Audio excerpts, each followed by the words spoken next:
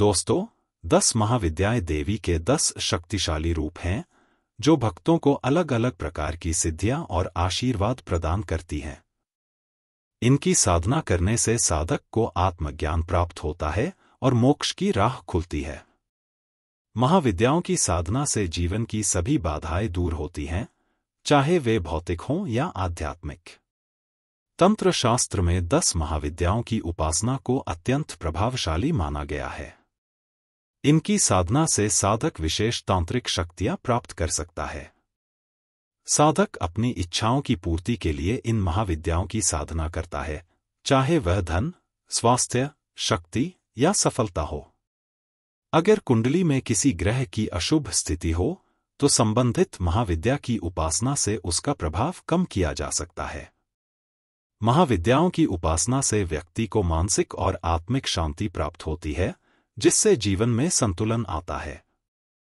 काली, बगलामुखी जैसी महाविद्याओं की साधना शत्रुओं के नाश और आत्मरक्षा के लिए की जाती है। तारा, मातंगी और भुवनेश्वरी जैसी महाविद्याओं की साधना से व्यक्ति को उच्च ज्ञान और विद्या की प्राप्ति होती है। सभी महाविद्याओं की उपासना करने से साधक को संपूर्ण शक्ति प्राप्त होती है, जिससे वह किसी भी प्रकार की साधना को पूर्ण कर सकता है। इनकी साधना से जीवन में आध्यात्मिक, मानसिक और भौतिक उन्नति संभव होती है। आइए जानते हैं कि ये 10 महाविद्याओं क्या है और 10 महाविद्याओं की उत्पत्ति कैसे हुई।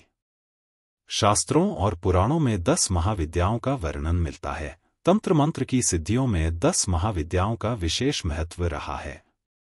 माना जाता है कि ब्रह्मा जी द्वारा रचित ब्रह्मांड के मूल में और प्रकृति की समस्त शक्तियों में 10 महाविद्याएं समाहित हैं। आइए जानते हैं कि कौन है यह 10 महाविद्याएं और उनकी उत्पत्ति से जुड़ी कथा। 10 महाविद्याओं की उत्पत्ति।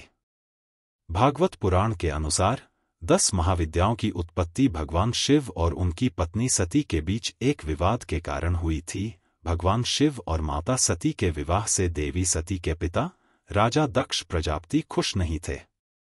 उन्होंने भगवान शिव का अपमान करने की मंशा से एक विशाल यज्ञ का आयोजन किया, जिसमें उन्होंने सभी देवी देवताओं को आमंत्रित किया, लेकिन अपने दामाद भगवान शिव और अपनी पुत्री सती को निमंत्रण नहीं दिया। अपने पिता के द्वारा आयोजित यज्ञ में जाने लिए माता सती भगवान शिव से जिद करने लगीं। भगवान शिव को यज्ञ में होने वाली घटना का पहले से पता था, जिसकी वजह से भगवान शिव माता सती की बातों को अनसुना करके जाने लगे। भगवान शिव को जाते हुए देख माता सती ने स्वयं को एक भयानक रूप में परिवर्तित कर लिया। भगवान शिव को अपने 10 रूपों से पराजित कर माता सती ने यज्ञ में भाग लेने की आज्ञा प्राप्त की। वहां पहुंचने के बाद माता सती एवं उनके पिता के बीच विवाद हुआ। राजा दक्ष प्रजापति ने भगवान शिव का अपमान किया, जिससे आहत होकर माता सती ने यज्ञ कुंड में अपने प्राणों की आहुति दे दी और मां पार्वती के रूप में पुनः जन्म लिया। माता सती के यह रूप ही 10 महाविद्या कहलाए। आइए जानते हैं ये क्या है। मां काली यह समय और मृत्यु की देवी है। इनकी उपासना से भय, बाधाएं और शत्रु नष्ट होते हैं। 2 मां तारा यह ज्ञान, मुक्ति और करुणा की देवी हैं। ये साधक को भौतिक और आध्यात्मिक उन्नति प्रदान करती है।